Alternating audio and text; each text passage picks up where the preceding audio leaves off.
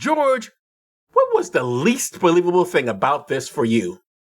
The kid having that vocabulary and awareness while being a first grader. You? I guess it's the dad getting fired and finding a job within 24 hours. I know it's 1979 and he's a white man, but come on. Yeah.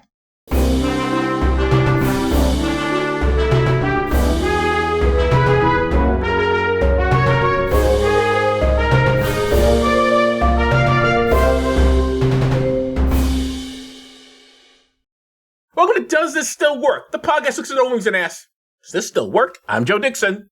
And I am an unfortunately beardless George Romaka. Because we put this on YouTube. I definitely look different than I normally look. You do look different than you normally look. And I hate it. Did your wife, Kit, have anything to say? She's like, oh. She's very positive and affirming and tells me I'm handsome. I just disagree without the beard. Anyway, we're talking about Kramer versus Kramer. I wouldn't call her your beard, but you get mad when I say that.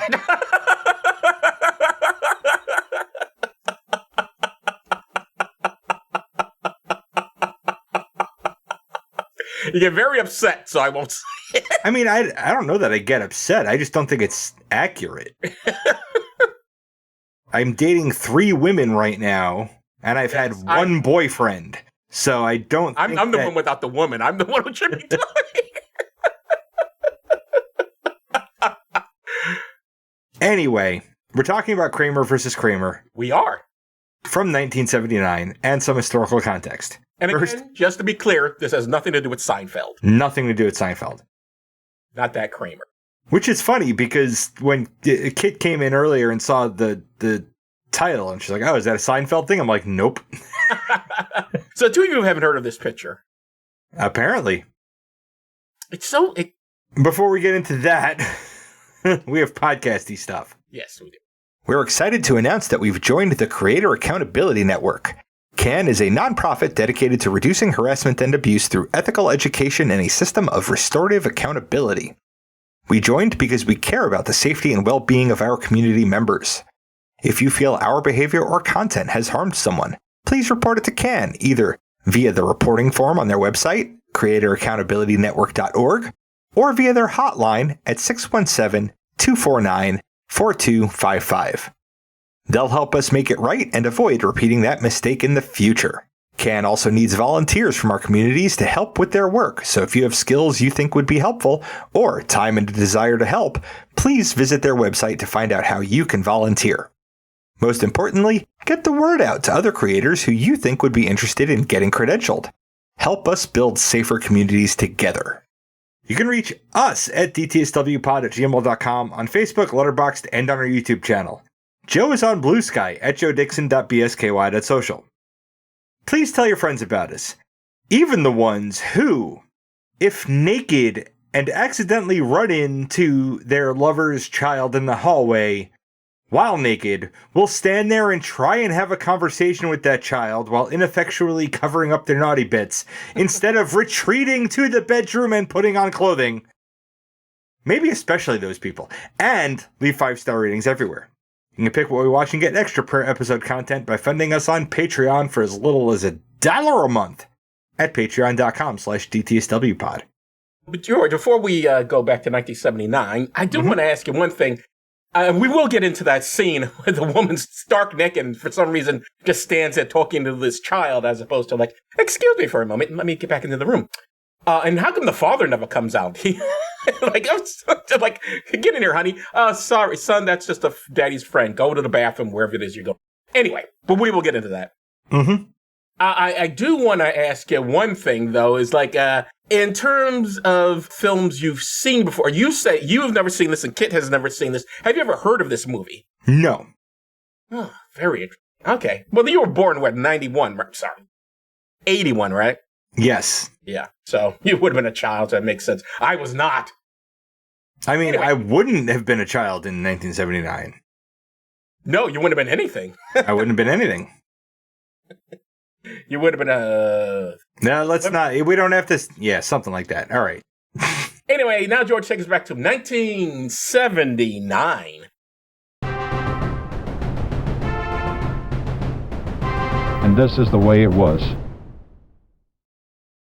This is a movie about divorce and custody. So, Joe, give us our first headline from the Daily News of New York, New York, which all of the things will be from the Daily News. Okay. Yeah. To a traditional family, its chances for survival. Every year, someone, somewhere, in some newspaper, is hemming and hawing about how divorce rates are killing the traditional family, breaking our children, and how that spells doom and gloom for the species. The author of this op-ed isn't doing that. Oh. He's pointing it out. That other people are doing that. Albeit with less of a cynical tone than I just did. He spends a little bit of time talking about alternative family structures like having an extended family all involved in raising of children. Then he spends the last half of his op-ed talking about communes from the 60s and how they were no better than traditional families in terms of avoiding benign neglect, which is when whatever family configuration manages to provide all of the basic necessities like food, clothing, water, and safety, but literally nothing else. And I feel like that's why she leaves in this movie. But overall, this author expected the traditional family to be just fine. Yeah, first of all, the presumption that the traditional family was anything you'd want to return to is ridiculous, because it takes out the equation, the situation women were living with to have the traditional family. Forget the economy, whereas you could live off one salary of a man.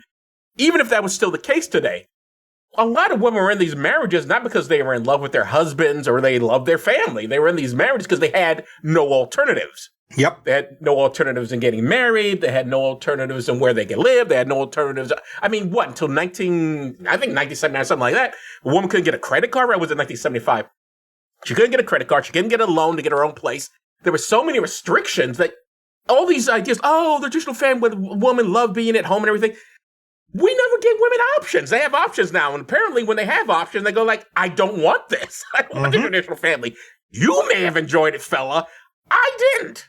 One of the comforts that the author draws is he's like, and because he's right, like having being in a relationship tends to correlate with people being happier when things are good.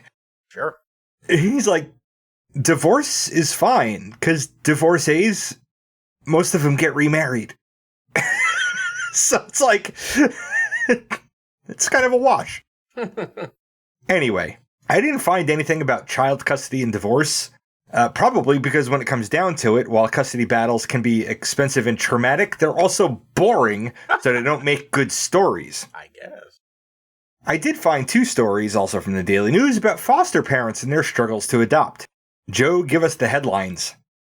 Foster parents lose child due to race, and foster mom 60, not too old to be real mom. In the first story, the state of Connecticut did not consider a white couple to be potential adoptive parents of their black foster child. The family asked a Superior Court judge to order the state to consider them for that.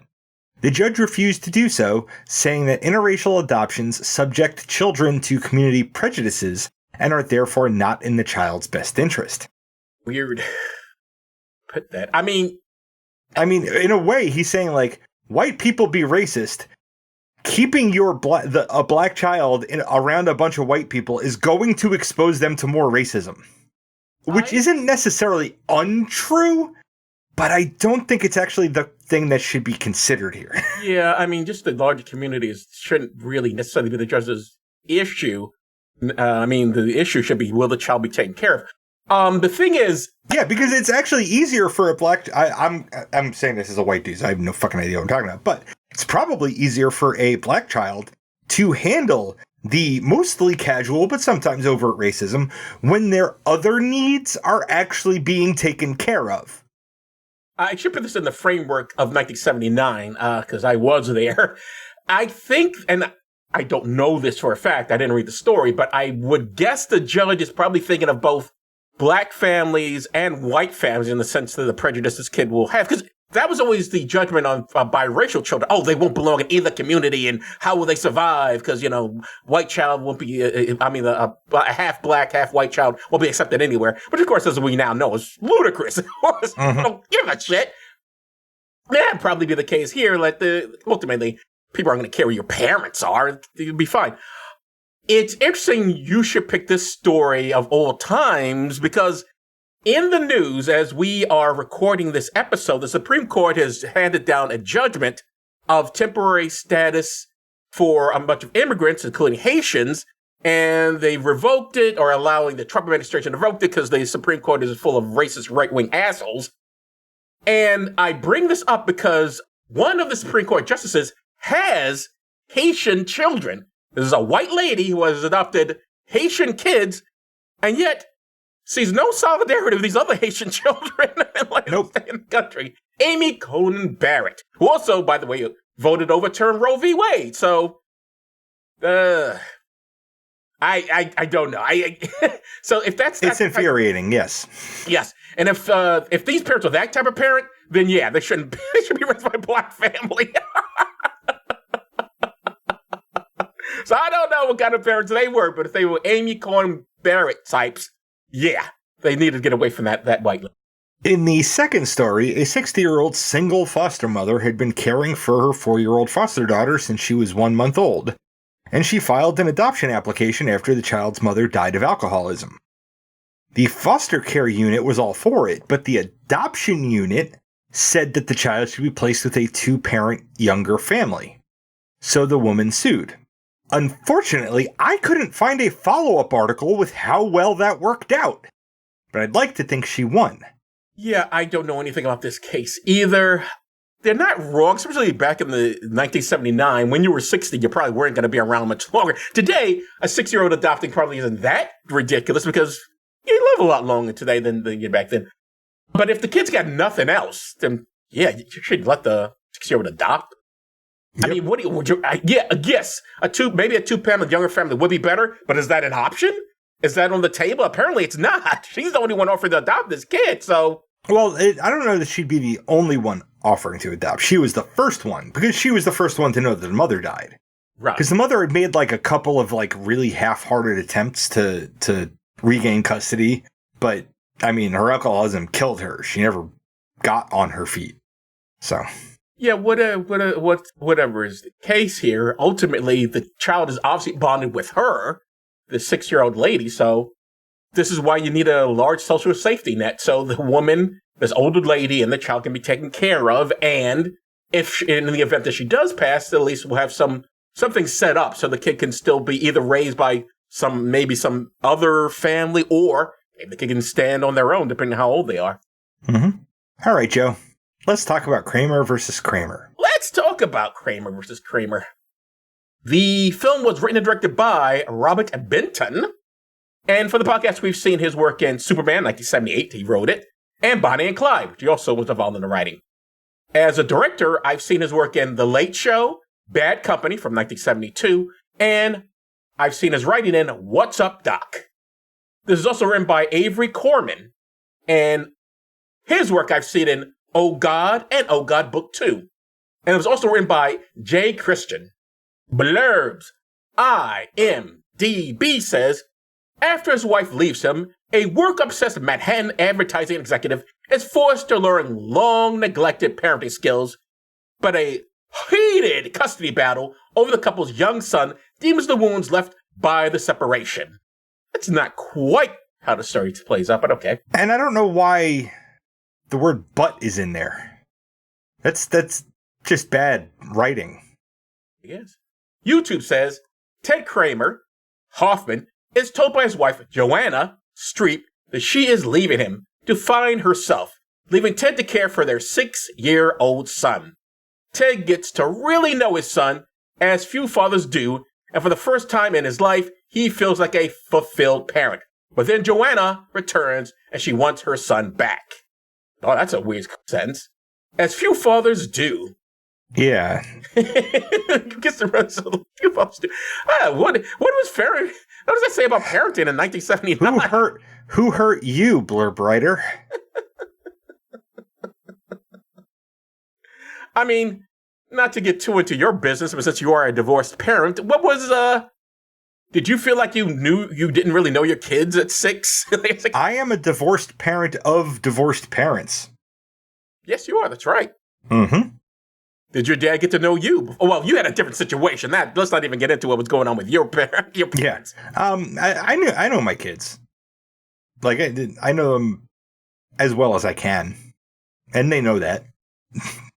It's weird for me, even though I was around in 1979, how mainstream it was to expect a man not to really know his kids. Something today, if a man said, I really don't know what your people are like, you a-hole. Although it's more a source of comedy than anything else, because you'll see these clips of guys on the street, they ask the parent, they'll have two parents there, and they ask the dad, hey, tell us about your kid's age and in class they go to, and the father can't answer the goddamn thing. But if they ask the mother, she knows everything. Now, some of that's obviously edited to make the guy look bad because it's funnier, but that shouldn't be mainstream. That really should be. There's no excuse for a man not to know that about his kids. Correct. It's just not cool, guys. Not cool at all. Anyway, let's get into the characters. Ted Kramer is played by Dustin Hoffman. And for the podcast, we've seen his work in The Graduate, Midnight Cowboy, Stranger Than Fiction, and Hook. And both George and I have seen him in Dick Tracy. George, of the films we've seen of Mr. Hoffman so far, of those we have seen, which would you pick as the best? I'd have to say Midnight Cowboy. I'm surprised it took you so long to answer. I thought that was the first thing coming out of your mouth. Yeah, it is Midnight Cowboy. You're correct. I had to think about each of those movies and what I thought was wrong about them. And in particular, Stranger Than Fiction, my criticism of that is that it chickened out. Yes.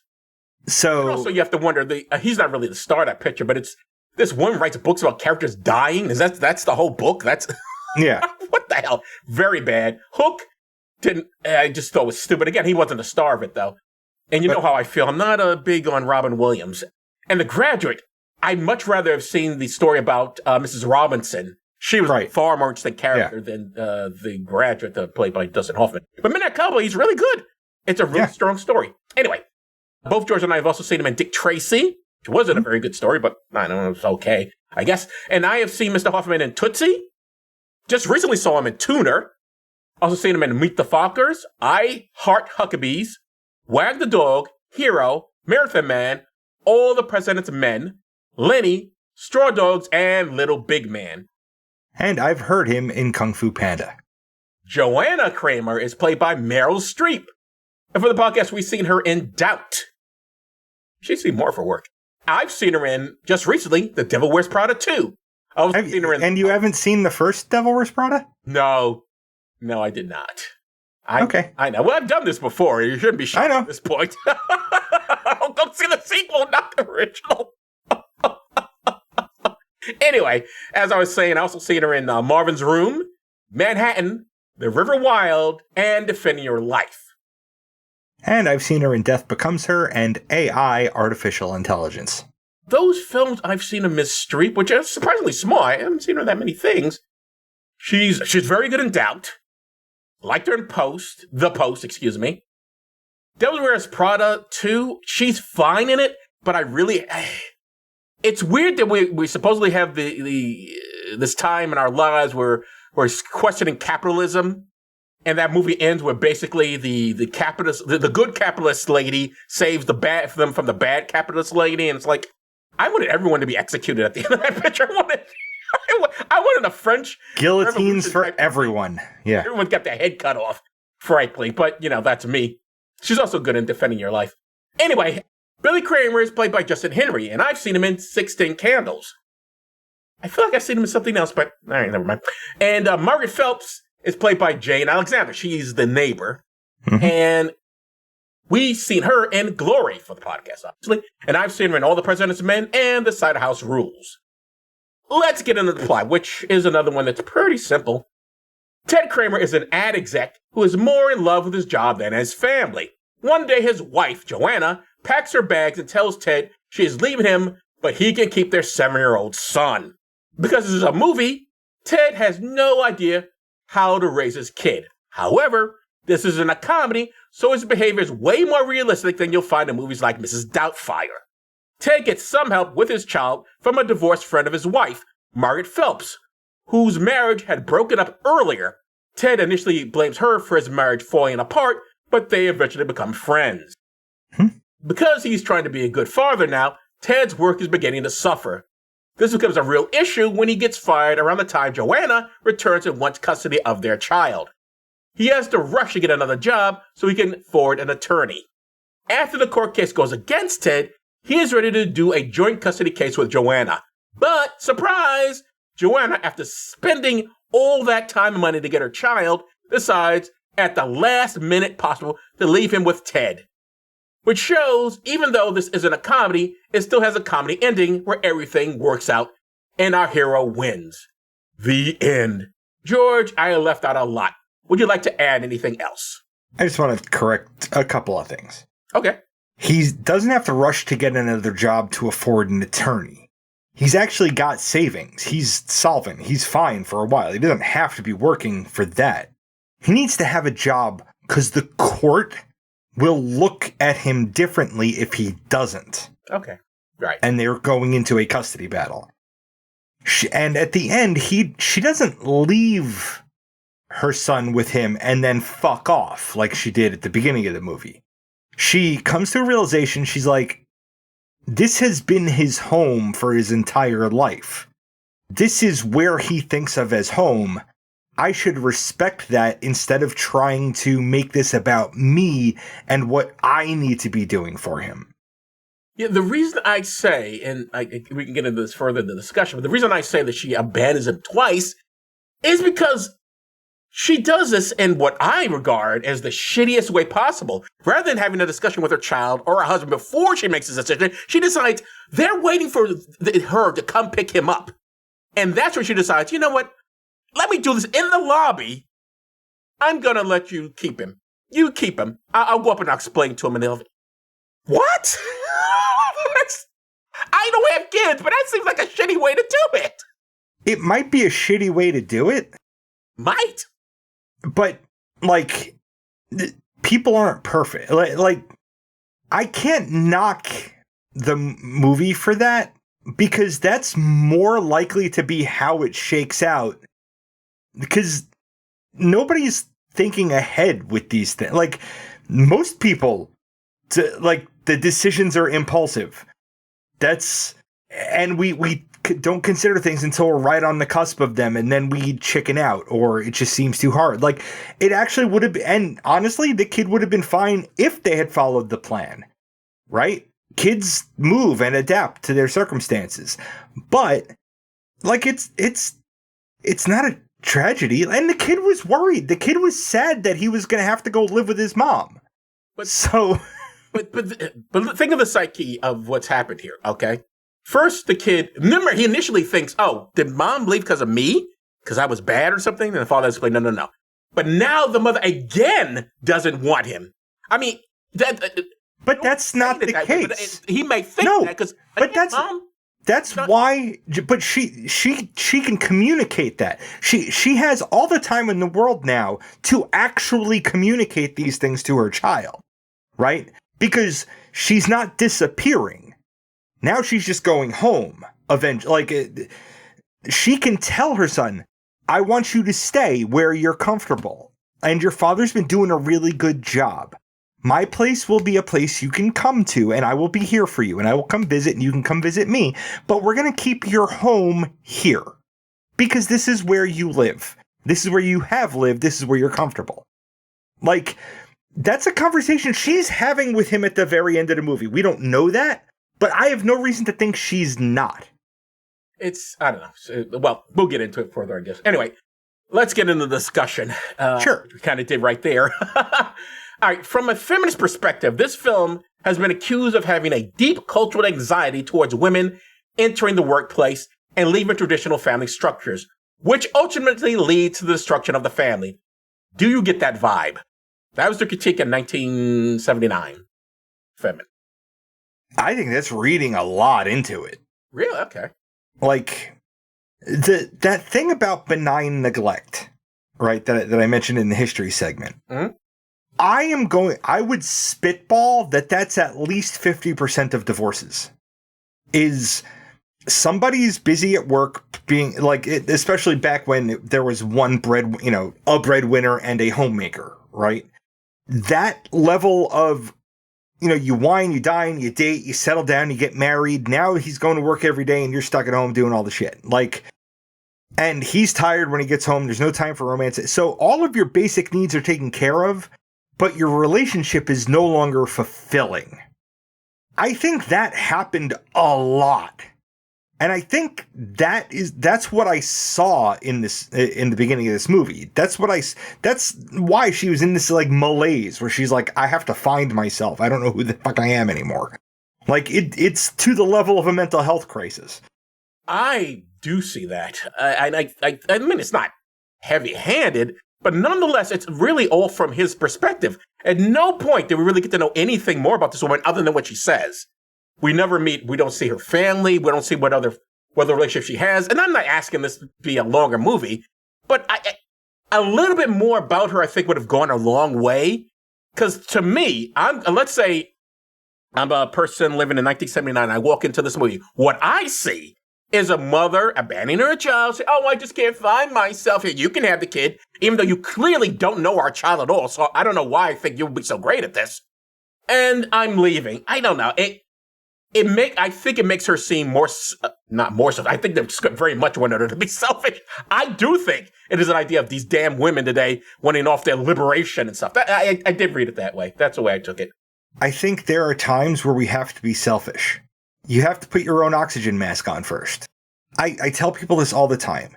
If you stay in a relationship that isn't working for you for the kids, if you're staying in that relationship and you're miserable for the kids, they're gonna pick up on that. They're gonna internalize that and they're gonna see themselves as the reason you're unhappy.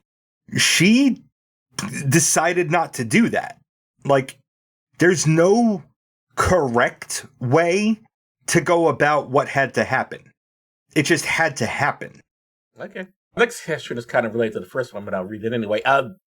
The years Joanna spent dealing with her child is largely ignored, but when we see Ted doing those things, the film clearly makes him the hero.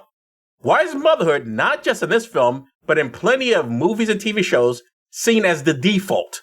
But when a man does the same work as a mother, this is supposed to be an extraordinary thing. Because it was an extraordinary thing. Because the reality was that the expectation was that women would stay at home with the kids and do all the motherhood stuff, and fathers would go to work. And anybody who, like, nobody was thinking about it in terms of, well, how does that end up teaching fathering skills? Nobody cared about that. Like, we didn't start thinking about that until the 80s at a minimum. So it was extraordinary for a father to be taking care of I took my kids to a diner in Hawaii when my son and I were still married and she was in Florida for a friend's wedding. And some old lady handed me a 4-leaf clover taped to a card and said what a wonderful job I was doing existing as a father with my children. Like, and even then, I wasn't me now. But even then, I'm like, I mean, I like 4-leaf clovers, thanks. But they're my kids. Like, this is just me and my, this isn't weird. It's just me and my kids. Like, I've been told, I got, like, praised by people in stores for how I was handling my children when there wasn't a woman around. Like, our society doesn't expect men to be good at fathering. So it seems extraordinary because we expect it to be extraordinary as a culture, like writ large. Right, but then it sounds like you're contradicting yourself because you say it's extraordinary, but you just pointed out that it's actually not extraordinary. It shouldn't be extraordinary, but society, I didn't see it as extraordinary. Something about the way I'm wired just thought this is what I should be doing. Like, I should just be fathering. But everybody around me thought different. And they're the ones paying to watch movies. Is Ted's workaholic nature glossed over while Joanne's behavior is seen as mentally unstable? Do you think she's mentally unstable? Yes. But I think everybody's mentally unstable. I think everybody's a hair away from a breakdown at all times. Like, Jesus Christ. she was mentally unstable, and she knew she was mentally unstable. That's why she left. That, like, when you recognize that you're mentally unstable and you have the responsibility for a child, like, the appropriate thing to do is, hey, other human being that's responsible for this child, take care of this child while I go sort my shit out. Oh, I'm sorry. Not that I wasn't listening. I just been reminded of a question I had for you that is not in my list here, but I did want to ask you, and I don't know if you forgot about it or you just didn't see anything. Because I remember last time we talked and we said we're going to talk about this movie, I said you can look up what Dustin Hoffman, how he treated Meryl Streep. Because oh yeah, apparently he treated her like an asshole. Oh, so you did read up on that? No, you told me. I remember what you told me. You're just based on what I said. Okay. I thought you were going to look. Well, I trust you. Okay. Because apparently that scene where where she says, listen, I want my kid back. And he says, well, you can't have him. And then he takes the glass and he hits it. Apparently at some point, I guess in one of the scenes, he threw it at her or something. And even there, when he hits against the wall, she jumps. I don't think that was a real jump. His behavior was not great. And it's not the only case where he was an asshole on the set for stuff. Anyway, enough about Mr. Hoffman. Let's get back to the character, or his character he plays in the movie. Even though Ted's custody battle is framed as equal rights, isn't it really about male victimhood? Isn't he really the victim in this picture? Yes, he's the victim in this picture. The child is the victim in that circumstance. Right. Well, no one blames the kid for what's going on. I just wonder about how it's not who gets presented. Right. It's not about who's the victim. Isn't about who's getting blamed. The victim is who's being wronged. That child was brought into a world by people that weren't ready or able to care for him properly, and now that child is suffering the fallout from the parents splitting up. To be sure. The father is seen as the victim because he got saddled with the responsibility, and like, I get it. I get why the movie doesn't not make sense. Like, the movie makes very much sense, especially for the culture and cultural context of 1979. Right. Like, I could see this movie. The amicability of the end of this movie is actually the least believable part. Because I don't actually know that. My divorce was super freaking amicable, so I don't know what other, but I've heard horror stories about other divorce, and it might be just that the horror stories get more attention, and maybe divorces just happen all the time and it doesn't really lead to all the fallout we do, which would actually make a lot of sense with all the conservative hemming and hawing about it. That it's not really the problem anybody thinks it is. I forgot what we were talking about. We were talking about male victimhood, and oh yeah. I definitely think the film look, it was written by men, it was directed by men, it's from a man's point of view, and he is definitely the victim in this picture. We definitely should feel sorry for him. Meryl Streep puts in as good a performance she can for a character who really doesn't have anything more than I'm here. She's basically the plot point. I'm here to leave. I'm here to cause conflict with in the court scenes. And then I'm here to say, I'm going to let you keep the kid. That's to validate the father, yeah. Yeah. She doesn't do anything beyond that. So, we don't see her do anything beyond that. Well, that's just it. That's my point. She doesn't exist beyond where we see. But we do know that the character existed and was doing other things. The character went to another side of the country. The character got a job, found a boyfriend, and went to therapy. Like, the things happened. We don't see it because it was a blessedly hour and a half movie. Like, it could have been that short and still, I think it's a little longer than an hour and a half. But regardless, it could have done everything and still had a scene, given her some insight into who this woman was, I think. Anyway, my last question for you before you start asking me stuff. I really hated the ending to this. Not only does Joanne's decision at the end come across as because the script says so moment, but doesn't she basically abandon her kid twice? Now, you already said no, you don't consider it abandonment, but doesn't her decision to me comes off as the plot says so, the script says so. Otherwise, this woman... Let me finish this. Okay. This woman comes all the way back from California after setting up a new life, gets a job there so she can get this kid, pays for an attorney, pays for the time and energy it takes to get a place and everything set up for this kid, and then at the last minute goes like, you know what, you should stay with the phone. You couldn't have did this earlier? This revelation didn't come to you earlier? That you didn't sit down and talk to the father? But I mean, it came off to me as the script says so. What did you think? I will 100% sign on to the script says so. Because, again, like I said, the amicability of the end of this movie is the least believable part of it. Like, if this decision was going to happen, I think that's where it would have happened. I don't think it would have happened as something that was thought ahead very much. But I don't think that decision actually would have happened. I think they would have gone through with the he goes and lives with the mother. I think that's how that really would have played out at that point. Oh, 100%. I 100% believe that's how it really would have happened. But I'm going to say again, I don't think it's abandonment because the first time Mom disappeared and nobody knew she was coming back at all ever.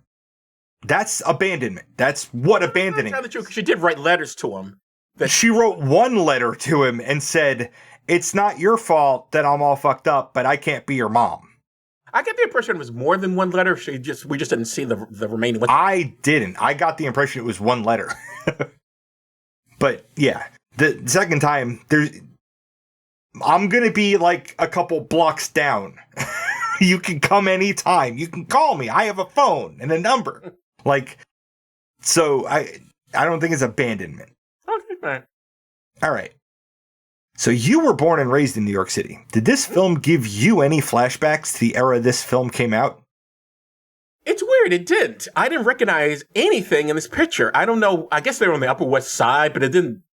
Normally when I see a movie, especially from 1979, there's some buildings up and around. Like, oh, I remember. I didn't know this place. Hey, this still exists.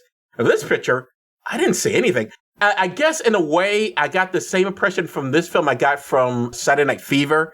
You know, because, their hairs are I don't recognize anything here. And then, of course, it confused me when they went to the White Castle and that's real. It's like burgers. I'm like, what's that? Which apparently was the thing they made it for the picture, but I didn't realize. So it's definitely of a New York that no longer exists. Yeah.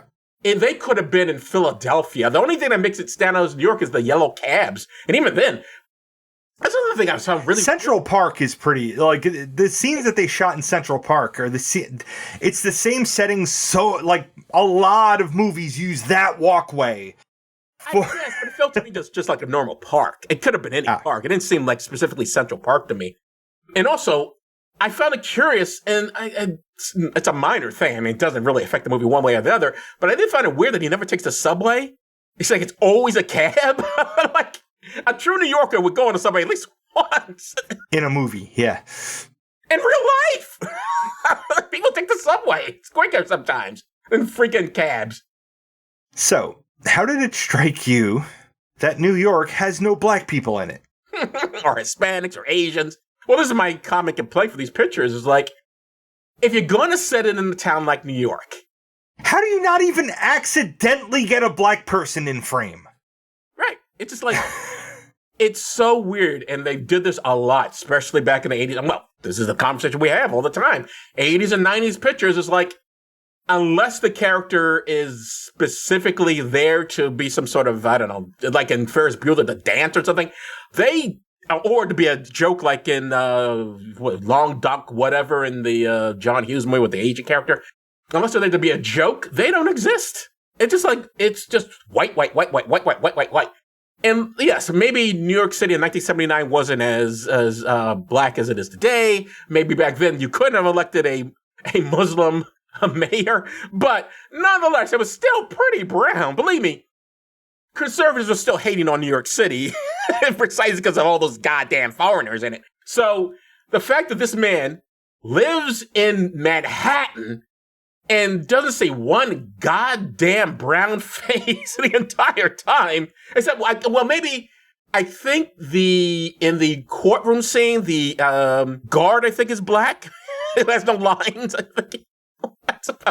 So there's one black person in the frame, maybe. I don't remember. I think that guy's black. But beyond that, yeah, it's just like, come on now. That's just annoying.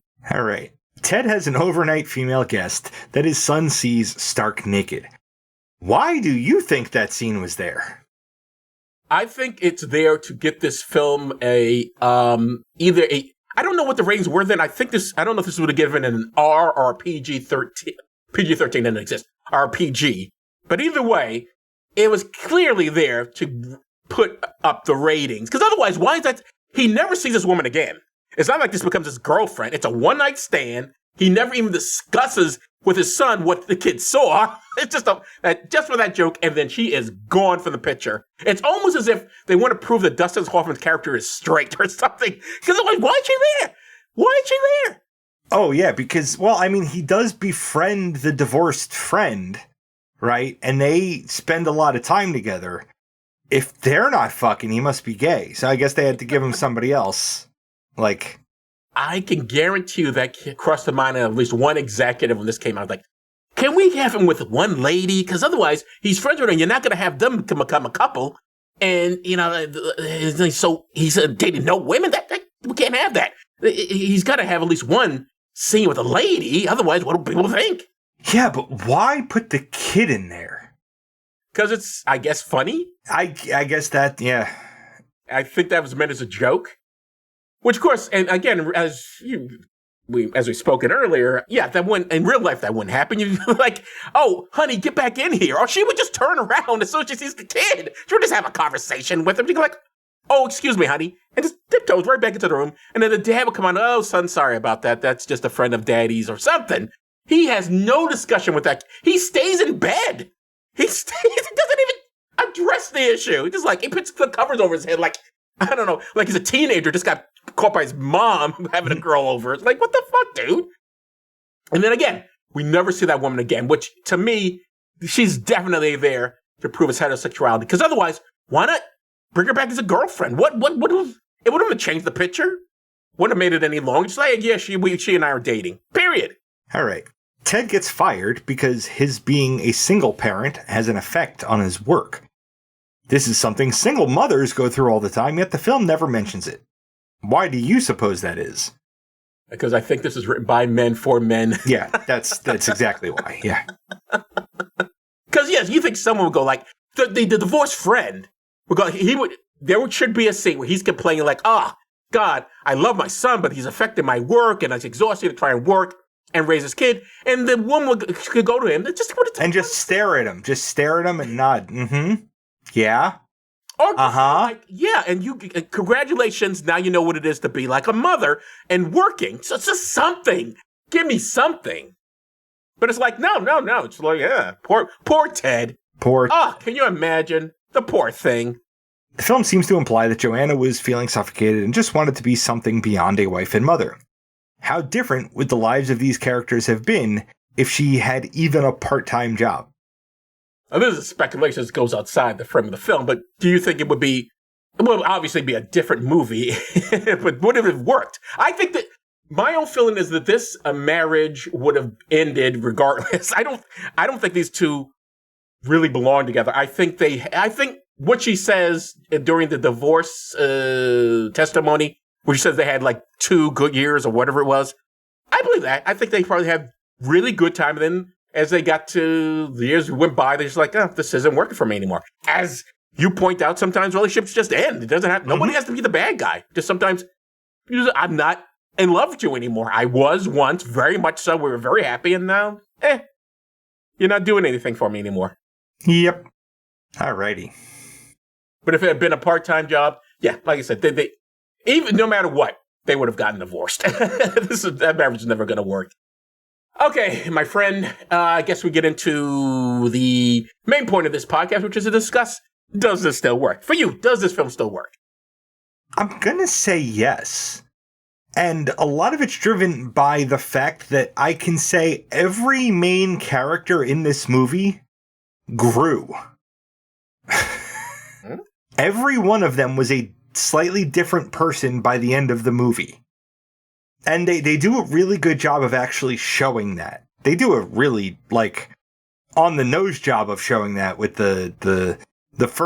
his first attempt to make French toast for his son versus the day that he's supposed to go live with his mom the process of where they have a whole system and they work as a team, like, which I actually thought that was pretty cute.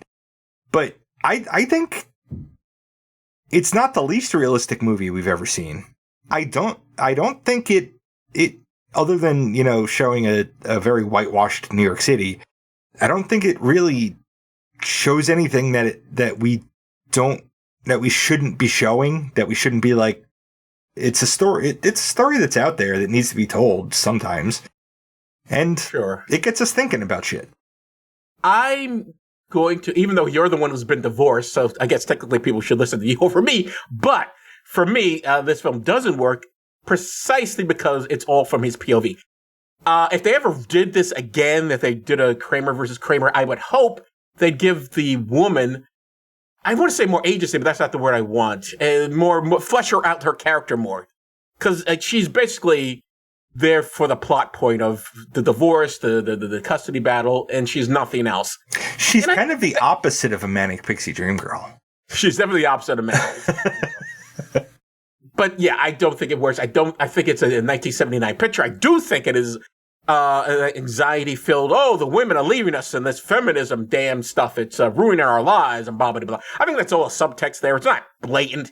You can sit through this film and be entertained by it, okay? I mean, it's not horrific. The thing is, I don't think the movie shows destabilization, but it also shows everybody finding their feet again.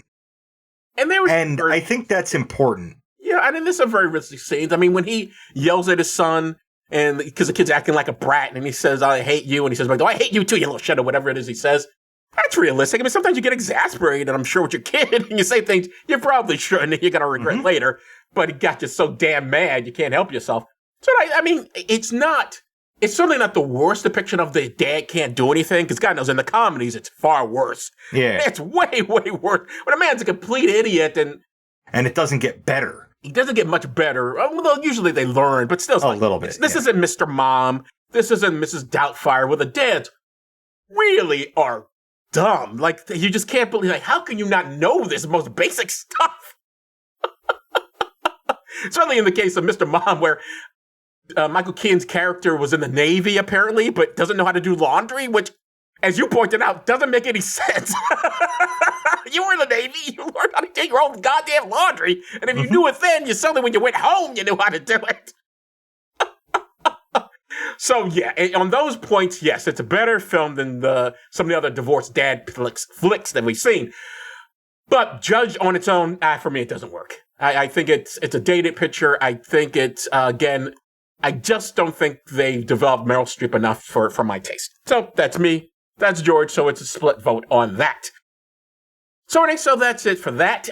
This was a Patron's Choice episode, and the poll for next month's film is already up on Patreon. The choices are National Lampoon's Vacation from 1983, Midnight Run from 1988, and Little Miss Sunshine from 2006. What's your theme there, Joe? What is my theme? You tell me. I think it's like road trip movies? Yeah, that makes sense. All right. This is one of those rare times where I've seen absolutely no film on this list. I have some idea what they're each about, but I haven't seen any of them. And I assume you haven't either, George. I think I've seen Vacation, but I'm not sure. Okay, that's with Chevy Chase? Yeah. Then you've probably seen it. But then again, it was a bunch of vacation movies, so maybe. Yeah, there were a bunch. Anyway, if you want to vote but are not a patron, you can fix that by becoming one at patreon.com/DTSWpod. Now, George, what's up next? Next week, we'll be talking about E.T. from 1982. We should wink when we say that. We'll be talking about next week. Because we're literally we're gonna record that episode when we're done with this episode. Yes. Because we both took vacations and now we have to catch up. No, we have to catch up. Not that you people would even notice, but George is That's the goal. Attentive on this sort of thing. So. Well, the goal is to make sure they don't notice unless we tell them. Yes. And we tell you everything. So I guess that's it for this episode. I'm Joe Dixon. Thanks for listening. And I'm George Romaka. Thanks for listening indeed, because if a podcast drops and there's nobody around to hear it, it's just another collection of ones and zeros that doesn't matter. You've been listening to Does This Still Work? Produced by Joe Dixon and George Romaka. This content is CAN credentialed, which means you can report instances of harassment, abuse, or other harm on their hotline at 617-249-4255 or on their website at creatoraccountabilitynetwork.org. The hosts can be reached via social media, email, or the contact page at dtswpod.com. Be good to yourself and others, because that still works.